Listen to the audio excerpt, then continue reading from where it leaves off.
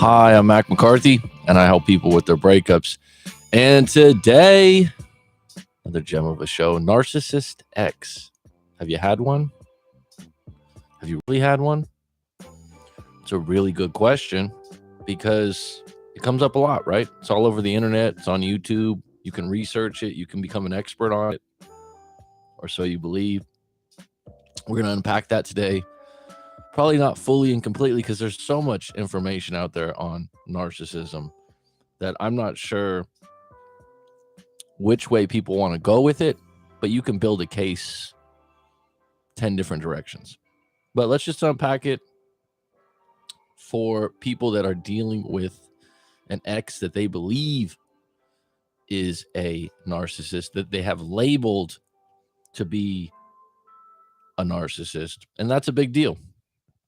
And that's what I want to focus on in this. So I don't want to get into the idea that you don't know what a narcissist is. I do. Okay, that's fine. We're going to dig into that deeper and deeper. And we do have the show on every day this week, 10 a.m. So if you like the live streams, 10 a.m. Pacific time, I'll have that. The titles of the show and whatnot will be on Instagram and Facebook. Getting a little organized here. And if you have in the comments below a topic that you want me to touch on or you want me to go into, please put it below. So let's just get into this today. FP, welcome. If you break up with a narcissist, that's a good thing, right? You'd hope. You've escaped. You've been educated the hard way on the manipulative ways of a narcissist. You shall never go back to them again. You've released them from your life and are now free. If you choose to tell all your friends, family, and colleagues how this ex is a narcissist, will it serve you? And that's a question to ponder. I'm not going to tell you you're wrong or right, but we're going to unpack that specific question. And to me, it's like blowing a whistle in a large crowd and calling someone an asshole. Most people won't care because it's not a criminal offense to be an asshole. And that person hasn't affected them directly. When I say hasn't affected them, I'm saying the crowd, the friends, family, and colleagues. So in most cases, they just won't care. Now, someone might say, well, if you go around telling your friends, family, and colleagues that your ex is a narcissist, be honest with yourself. How many of them will care? Or maybe even not know the details of what a narcissist is. Ask yourself, what's your intention in telling everyone that your ex is a narcissist? What's your intention in doing that? What are you going to get from that? What are you going to get from calling that person a narcissist? Be honest. Now, I could come up with a few different things. I can come up with a few different things, right? But I want to know from you, where did you come up with that? Right? It's a really interesting question to ask yourself. And put it in the comments below if you've been with a narcissist before. And usually when someone's been with one before, they usually tell people about it. Correct me if I'm wrong. Well, he's a narcissist. Well, she's a narcissist. And being a breakup coach and unpacking stories and dealing with this direct on the front lines and hearing a lot of different stories, people come up with this a lot, this label. And instead of telling you you're wrong, they're not a narcissist, or that's not really what a narcissist is, what are you getting from it? What are you getting from it? Right? What does it make you feel to tell other people that you've been a victim of a narcissistic relationship? I'd like to know. Put it in the comments, please. I'd really like to know. Because it's not about me being wrong or right here. It's about understanding where you're coming from as an individual. All right, so, and I'll come back to these questions. At what point did you realize they were a real narcissist? And I might even add, well, what's a real narcissist to you? Because some people go, well, that's not a narcissist. This is a narcissist. And it reminds me of about a year and a half ago, Charles Bukowski, who's a famous writer, author, and he's passed away over 20 years ago. I don't know the exact date he passed away, but he's passed away a long time ago. Maybe it wasn't 20 years ago, so don't quote me on that one. But he has a lot of quotes on his Instagram. I don't even know who's running it because he's not alive. And I made a comment about the quote. I don't remember what the comment was, and I don't remember what the quote was. But someone jumped on it right away, and they go, "Oh, you don't know Charles Bukowski. You don't understand what he was saying there." And I thought to myself, says who? You? And he said, yeah, me. I know him. Well, he passed away years ago, so you obviously don't know him in the present moment. Secondly, it's a quote that the interpretation's left to the reader. So you're qualifying yourself as the expert on a quote. Now let's transfer that over to identifying a narcissist. What qualifies you to identify a narcissist? Again, I'm not saying that you're wrong. I'm not saying that you can't identify a narcissist, but what qualifies you? What makes you an expert? What makes you confident that you can spot a narcissist? Again, put it in the comments. This is a really good one to ask yourself. On a scale of 1 to 10, what's your expertise in the field of narcissism? How did you gain this knowledge? Were you tested on it? Did you line up 100 people and diagnose each of them and then have 20, 30-year professional clinicians assess your assessments? Now, let me unpack that because that's a bit confusing.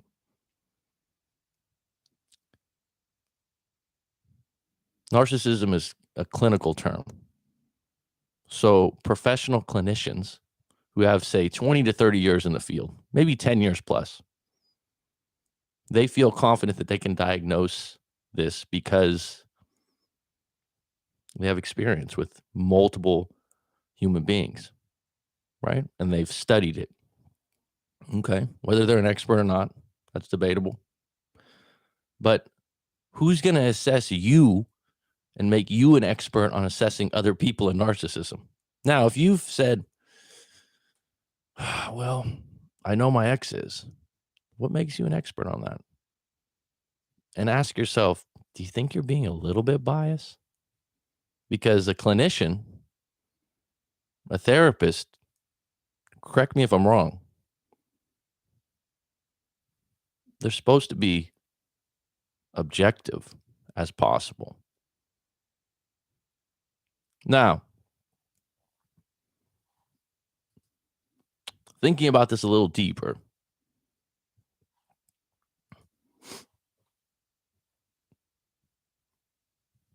write out or answer out loud 5 examples of this person being a narcissist. I really like this question in this exercise. Instead of labeling them a blanket umbrella statement that could mean a lot of different things. And I'll get into those things in a moment. What are 5 examples? What are 5 stories? So, for example, if you're dealing with a narcissist, right? One thing I've heard on another YouTube channel from a clinician who practices psychotherapy, I believe it was that if you have someone that when you call them and you haven't talked in a long time, they blame you for not calling them, when in reality, you both didn't call each other. You both lost touch. That would be a small sign of narcissism. Now, whether that is true or not true, it's up to you to decide, but give me 5 examples. And if you think to yourself, I can't come up with 5 examples. So what are you basing this on? Now ask yourself one more question. Do you know how they became a narcissist? Now, to me, This is a golden question. A golden question. Because if you are in a breakup, or let's just say it's someone that's close to you, a friend, family, or colleague, and they're narcissistic and they've affected you, and you're going around, they're a narcissist, they're a horrible person. They did this, they did that. In the end, forgiveness, understanding, and compassion is the trail to moving forward, right? Would most agree on that? Right? Who doesn't agree with that? Now, if you look at their childhood, their teen years, was there something or some life experiences that made them become a narcissist? Or were they just born that way, in your opinion?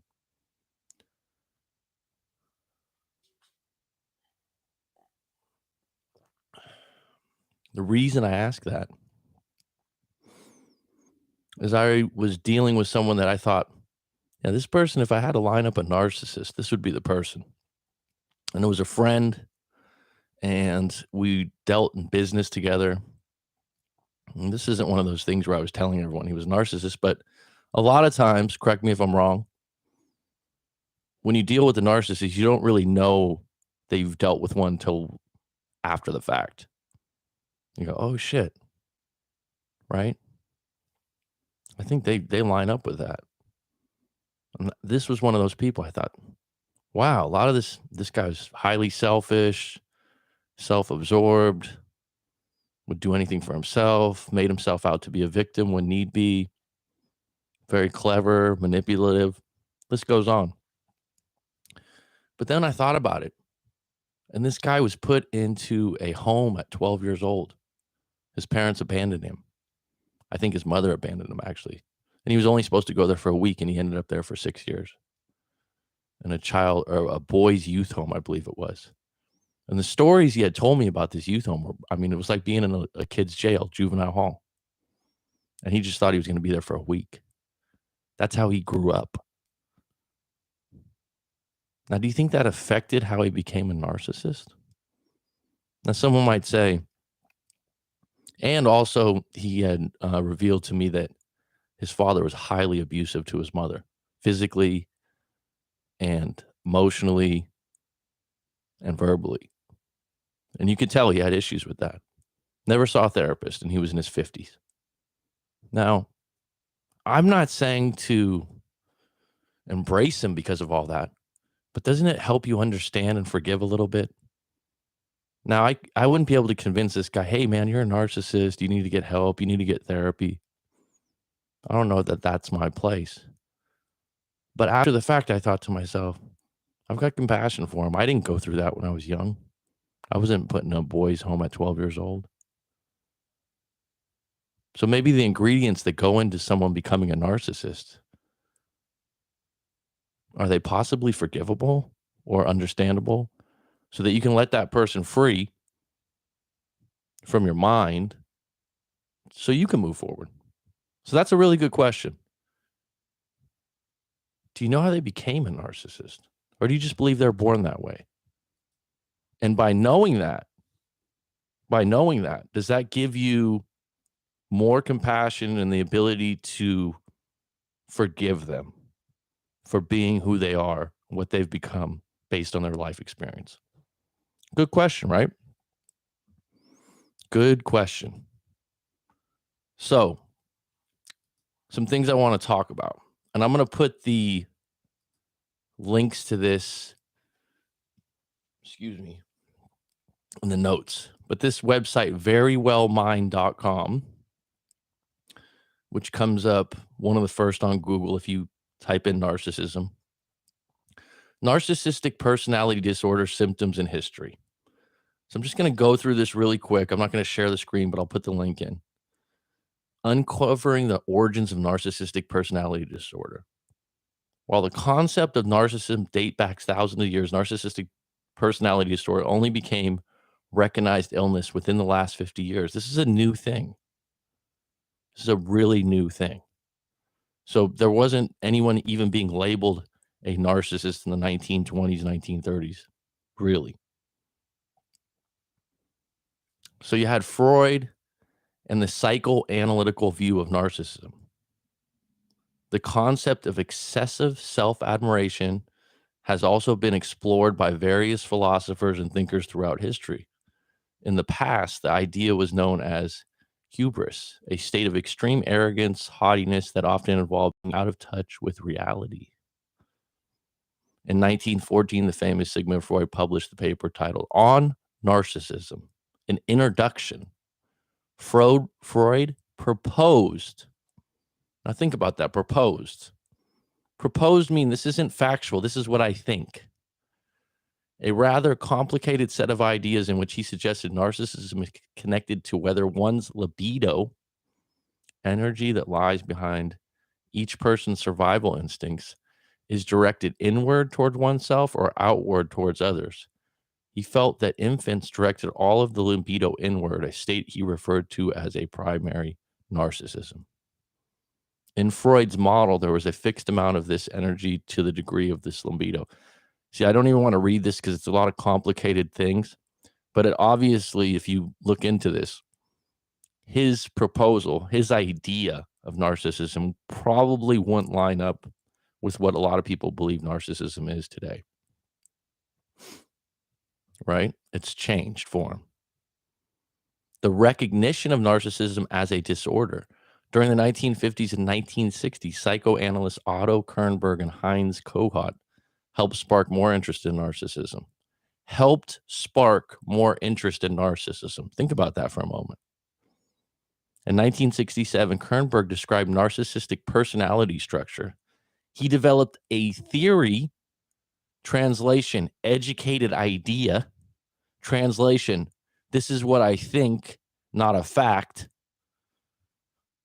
A theory of narcissism that suggested three major types: normal adult narcissism, normal infantile narcissism, and pathological narcissism that can be different types.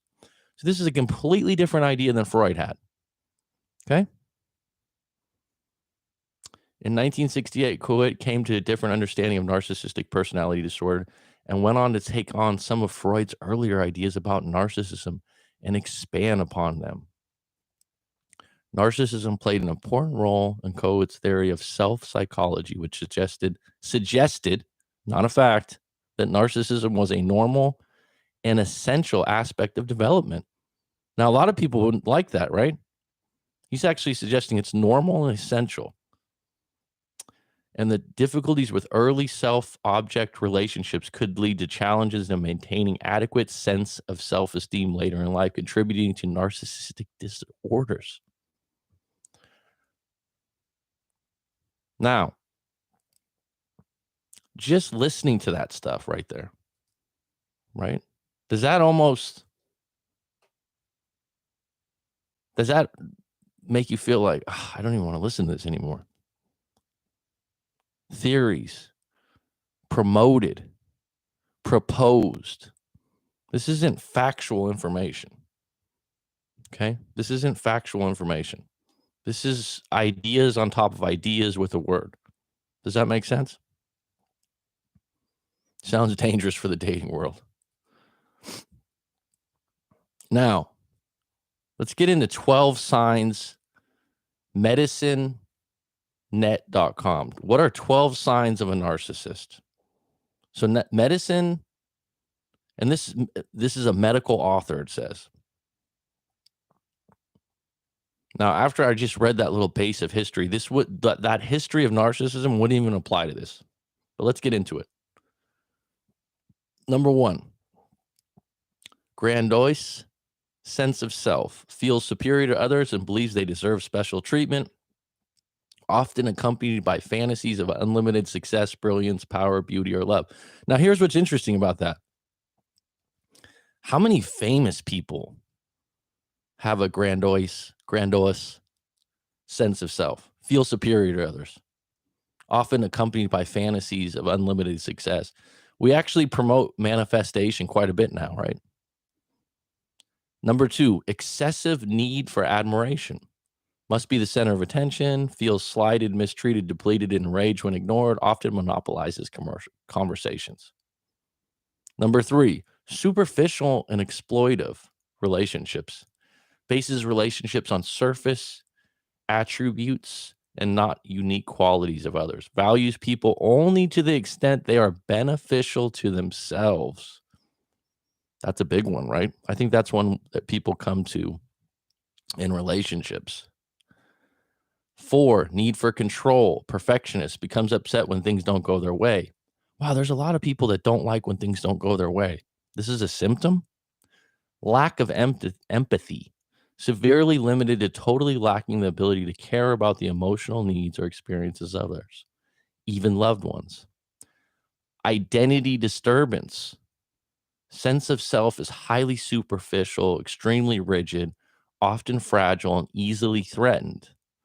Self-stability depends on maintaining the view that one is exceptional.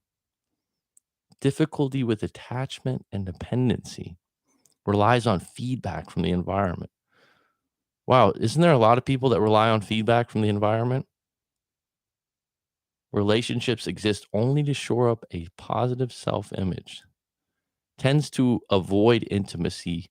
Interpersonal interactions are superficial. Chronic feelings of emptiness and boredom. Feels empty, bored, depressed, or restless when attention and praise are not available. Vulnerability to life's transitions. Difficulty maintaining reality-based personal and professional goals over time. Feels overwhelmed by compromises required by school, jobs, and relationships. May have failure to launch syndrome when young. Lack of responsibility, blames others for their faults, deflects responsibility onto others, often with those close to them. Number 11, lack of boundaries. Number 12, a fear of rejection. So just reading those, talking about them, right? Think about it like this. We could line up with some of those. I could line up with some of those. Okay. I could line up with some of those. Absolutely. I'm reading them. I'm like, wow, that applies to me in this time.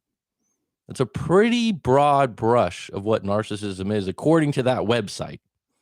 So someone will say, that's not what narcissism is, Mac. Okay. And then they'll pull up another website and they'll pull up another YouTube video and they'll go, this is what it is. According to Freud, according to this doctor, according to this YouTube guy. Okay. If that's what you want to do, build your case. I'm okay with it. It's freedom of information. It's freedom of interpretation, perception. Build up your ideas of who's a narcissist and who's not. Be an expert on it. I'm okay with that. Right? But let me ask you. The real question is, how is it helping you move on from your ex? What does it do for you? I mean, what does it really do for you? What are you getting from it? Right? Now, there's another idea here of why you should stop labeling people. A conscious rethink. 10 reasons not to label people. Number 1, people are messy and contradictory. Labels are a form of reductionism. They seek to describe someone using a small number of core characteristics. Think about this for a minute. How well do you really know people? How well do people really know you? People make these assessments. Well, you're this, you're that. You're this, you're that. You're a truck driver, so you do this kind of thing. You can't listen to classical music. You can't read this because you don't do this. The reality is human beings and their life experiences are highly intricate. And so when you generalize them with a topic like you're a narcissist, you're this, you're that, you don't know them as well as you think. Circumstances determine behavior. Environments determine behavior. 2, labels can wrongly infer other characteristics in a person. So if you label someone that, we tend to believe that labels can be easily grouped together so that a person who fits one label is likely to fit another. We think that once we know something about a person, we can infer their entire personality. So right there, when we had 10 good signs of a narcissist, you could pick up 2 or 3 of those and go, oh yeah, they're a narcissist.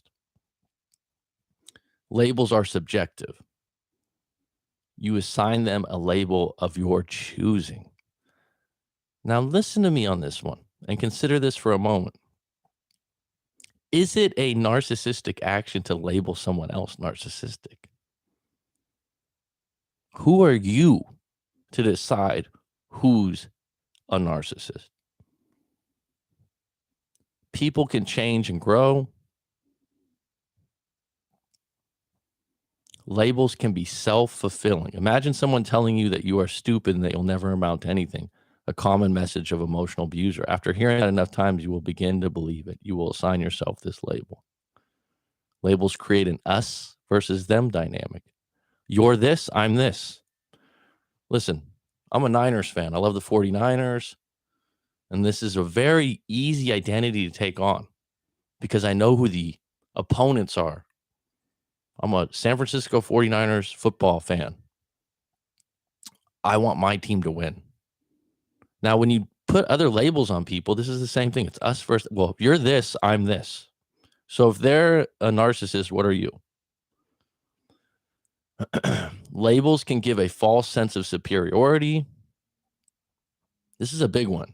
Well, I know what you are. You're this, according to everything that I know. This clinical term. Labels allow us to treat others poorly. Labels give us false expectations of a person. Even positive labels can backfire. I don't know about that one, but as we go on, let's just talk about one thing, that the definition of a narcissist. Now, I just looked this up. You can look this up on Google. A person who has an excessive interest in or admiration of themselves. Now, someone, oh, that's not a narcissist. Well, according to the dictionary online, that's what it says. An overview, a disorder in which person has an inflated sense of self-importance. Narcissistic personality disorder is found more commonly in men. The cause is unknown, but likely involves a combination of genetic and environmental factors. Symptoms include an excessive need for admiration, disregard for others' feelings, an inability to handle any criticism, and a sense of entitlement. The disorder needs to be diagnosed by a professional. Treatment involves talk therapy. Now, listen to this. It goes on. It's rare, fewer than 200,000 US cases per year. Treatment can help, but this condition cannot be cured. Requires a medical diagnosis. Lab tests or imaging is not required. And it can last for years or be lifelong. Wow. Symptoms include excessive need for admiration, disregard for others' feelings, and an inability to handle any criticism, and a sense of entitlement. So there you go. Doesn't that apply to a lot of different people? Doesn't that, I mean, that can apply to a lot of different people. So if you've identified your ex as a narcissist, good for you. What does it do for you? What does it do for you? What are you getting from that? Right? Unfortunately, people don't get arrested for this. They don't. So what happens though, a lot of time, I've had it in the live streams. Oh, my ex was a narcissist. I told his mom. Well, why'd you do that? Right? There's a lot to this. But I'm not going to get into if you are an expert on narcissism or if you know what kind of narcissism someone is. I won't debate you on that. If you tell me, hey man, I've studied this, I'm, PhD such and such, or I've gone through it, I've dealt with it my whole life. I'm okay with it. But let's ask this question. When you identify someone that's a narcissist and you're not a clinician and it's someone that's close to you, like say your ex, right? What are you getting out of it? What are you getting from that? You've identified it. You know about it, but what are you getting from it? It's a really good question. Now, we got a few more on deck. So I want to just go back to these questions I started from the top. What do you get from calling that person a narcissist? Be honest with yourself. Write this down. At what point did you realize they were a real narcissist? What qualifies you to identify a narcissist? And don't get all well. I watched this video, or if the classic, they said that. Who's they? People do this all the time. They said this. They told me that. Who's they? Well, I saw it on a YouTube video. What was the YouTube video? On a scale of 10, what's your expertise in the field of narcissism? How did you gain this knowledge? Were you tested on it? Did you line up 100 people and diagnose each of them? And then ask a 20 or 30-year professional clinician to assess your assessments? Because to me, if you're going around pointing the finger at people and saying, this person's a narcissist, and then telling everyone, someone might call that a narcissistic act. Not me, but someone might, right? Now, write or answer out loud 5 examples of your ex being a narcissist. Be as direct and detailed as possible. Don't just call him a narcissist. Give me the stories, the situations, the guts and meat to it. And the final question, do you know how they became a narcissist? Or are they just born that way? If yes, how does that make you feel about them? Do you have some compassion and some understanding? Doesn't mean you need to be friends with them. Doesn't mean you need to take them to the local psychiatrist. But won't it help you understand them better for you to move on with your life?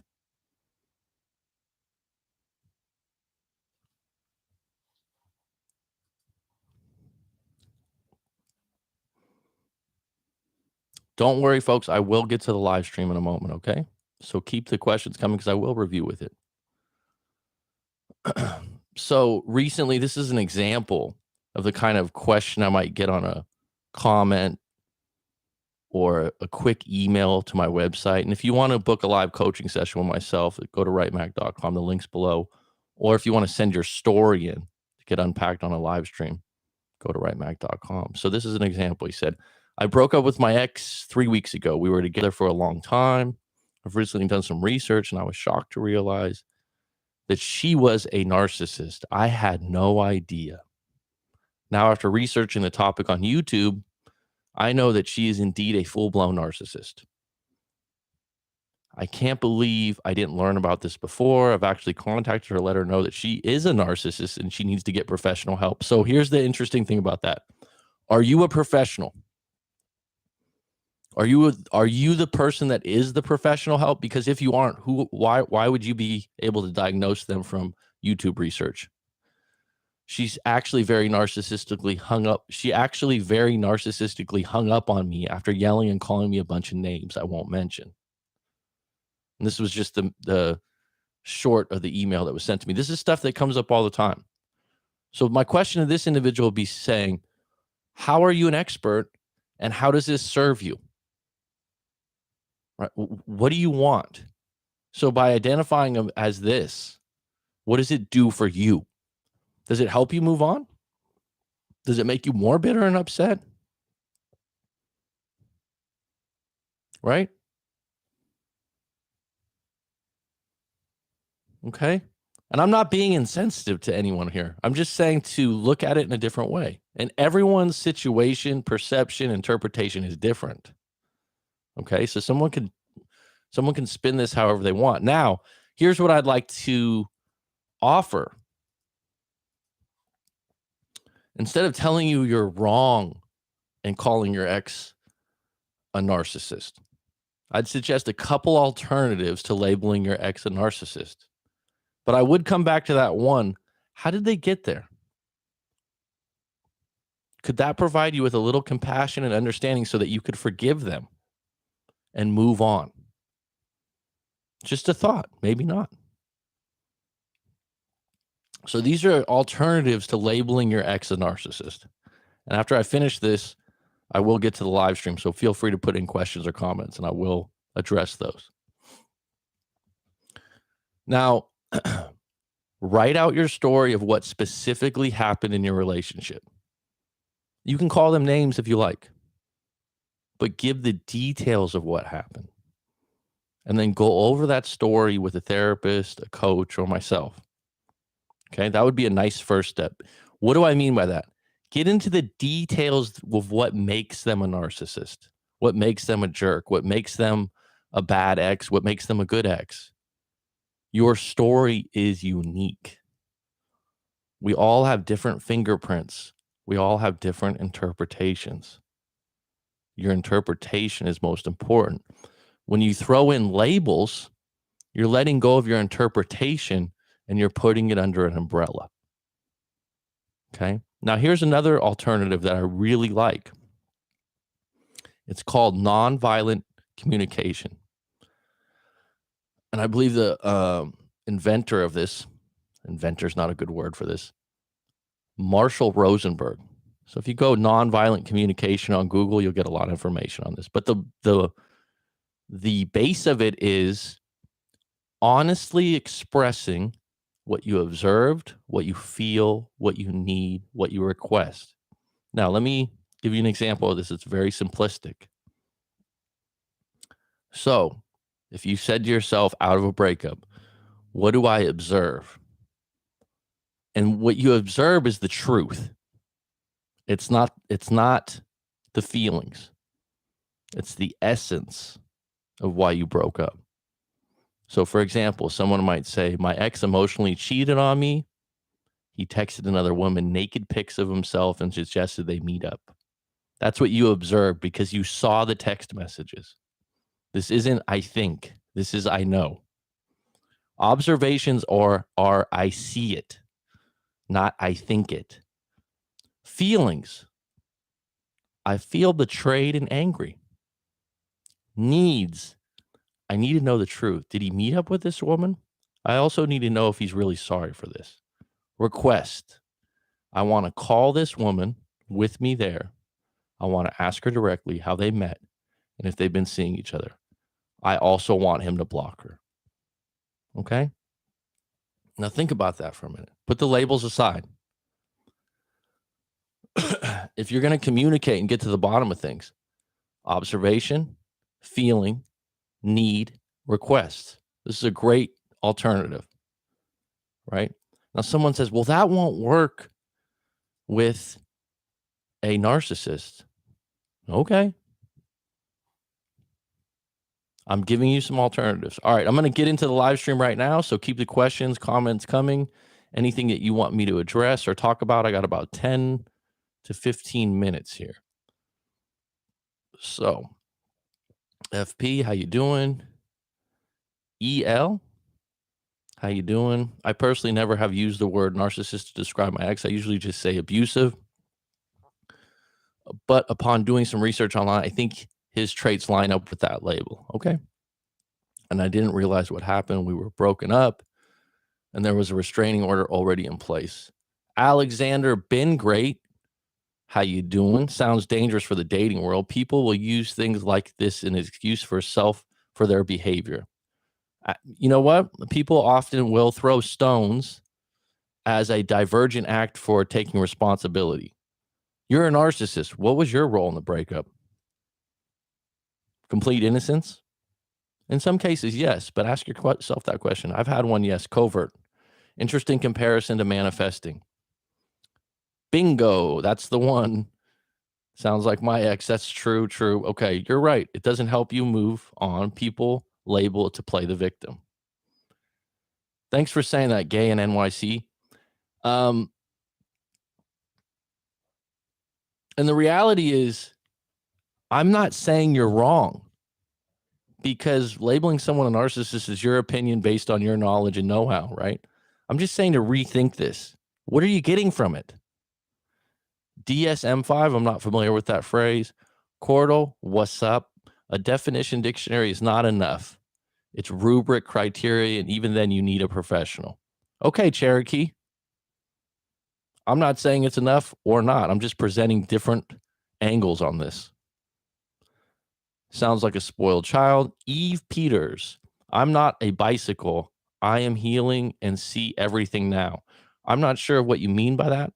There are many kinds of narcissism, including grandiose and covert. My ex, it is also associated with personality disorders like BDP. So my question, Eve, in knowing this, how does it help you move forward?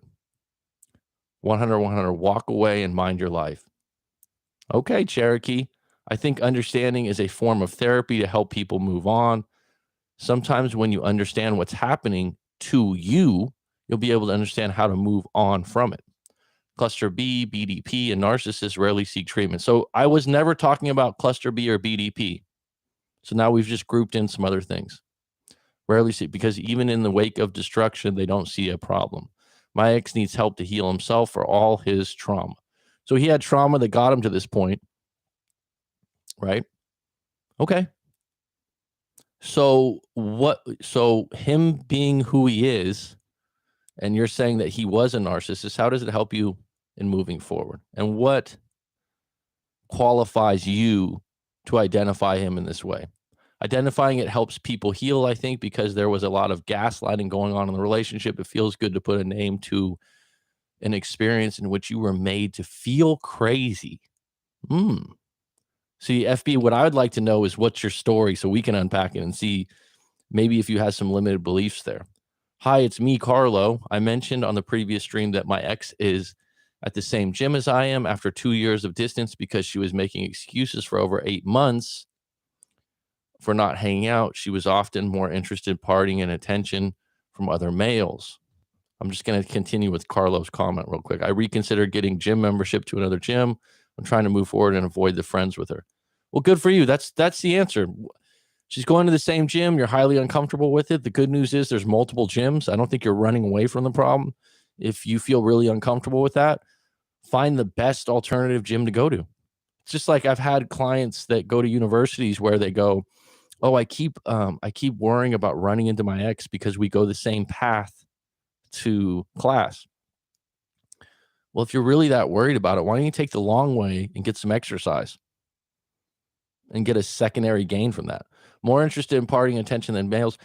Cherokee, lack of empathy, gaslighting, dishonest, manipulative behavior, keep hurting me when I address what I explained bothers me. Eve Peter says, I have the battle scars from 5-year toxic relationships. From a 5-year toxic relationship. Our friends on both sides saw gaslighting situations. He blatantly created a false story, like as if he was fooling everyone. Well, Eve, what was your role? And I say this with compassion. What was your role in staying in a toxic relationship for 5 years? What was your place? I reconsidered getting a gym membership to another gym. I'm trying to move forward. I saw that already. Cherokee, it served me in finding my second career move, doing a degree in psychology. I learned from the pain. I like that. Good for you. Good for you. And so may I ask, what are you going to do with the degree in psychology? What would you like to do with it? See, that's a benefit. These are good questions to ask yourself. Thanks, Alexander. I appreciate you. I found out when I explained to my counselor, yes, a label helps because his behavior was illogical. Coverts are worse. Now I will be able to recognize negative traits in advance. Okay, Eve Peters, let me ask you this. And thanks for getting involved in the live stream. Your opinion and take is appreciated. So you got the label from the counselor based on giving details about your relationship. Would you say that if someone goes online and creates their own diagnosis of their ex based on materials and a lack of expertise, such as your counselor, do you think that's a good thing or a bad thing? Do you think if they're gonna identify their ex as a um, narcissist, that they should do it with a clinician that has experience in the field? That would be my question to that. I have no idea if my ex was a narcissist or not, but she was not just very young. Excuse me. We were only together for about 4 months before she broke up with me, but after I moved on with my life and focused on my purpose, I saw her creeping on my Instagram stories a week ago and was very confused. How are you in a toxic relationship for 5 years? Okay, that was a question to Eve Peters, right? Scotty W. Hey, Mac, just popping in for a lunch break. Rock on. Thanks. I appreciate you, bud.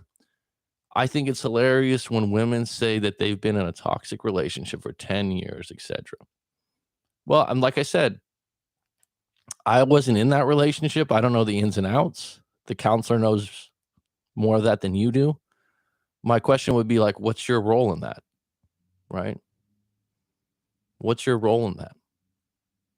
How were you not able to get out of that relationship within the 5-year mark? Was the total relationship 5 years? I will say this, there are some manipulative individuals out there that are very crafty and clever. Very crafty.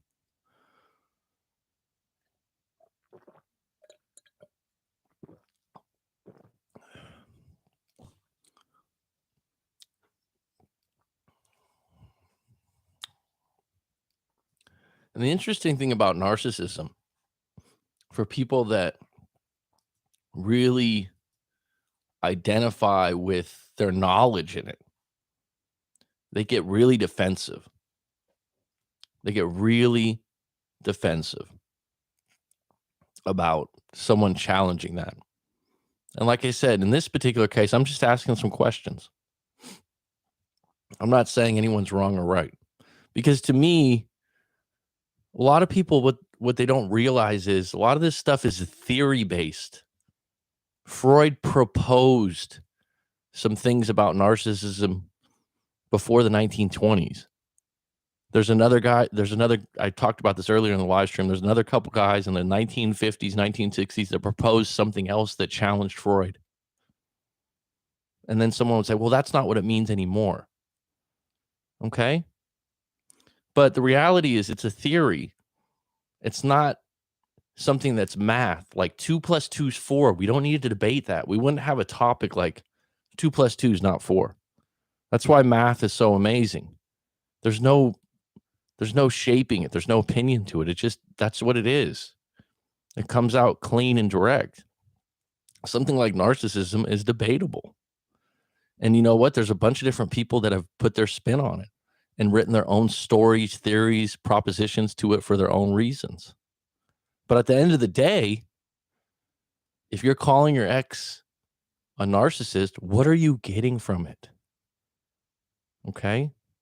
If it's serving you, great. How long will it serve you for? And then ask yourself this, like I said, how did they get to that point?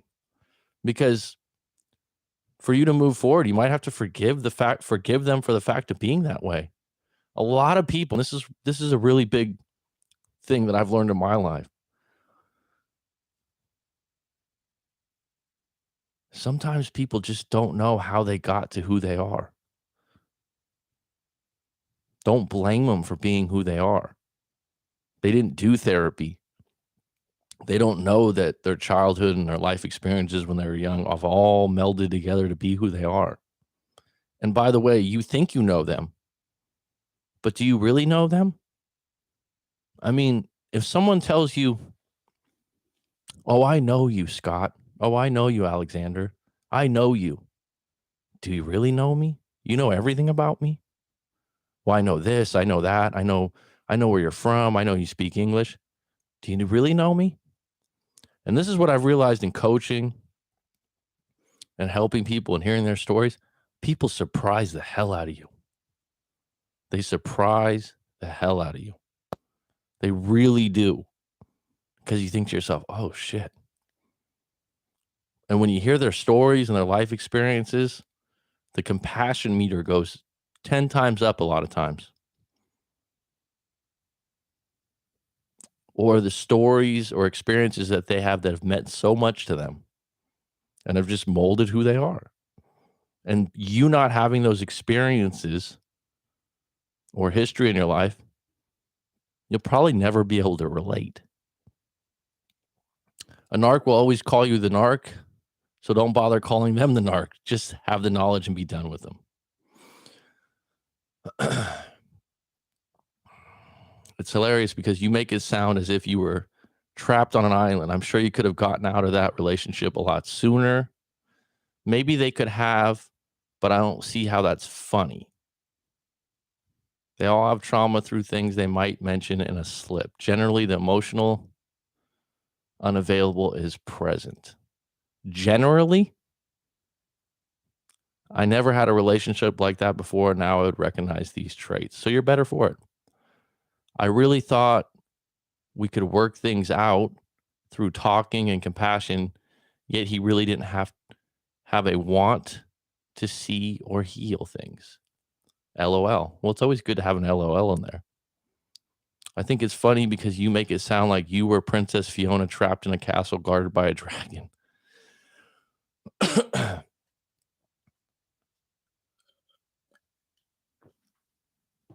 Truth of life, Mr. Clutch. How you doing, bud?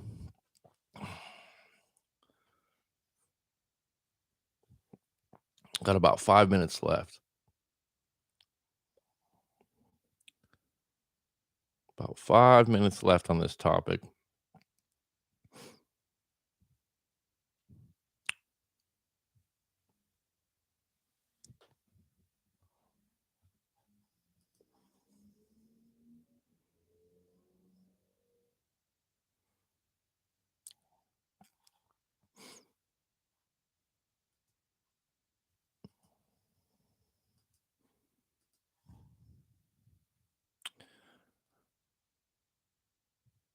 In the end,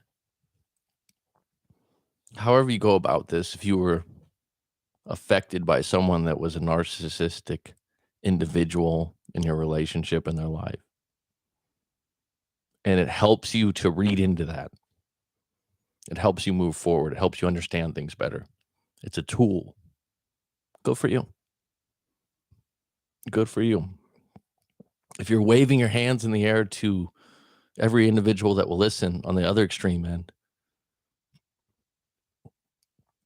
telling everyone you can talk to how they're a narcissist, how does that help you? Right? I've talked about it a little bit in here, that some alternatives to that.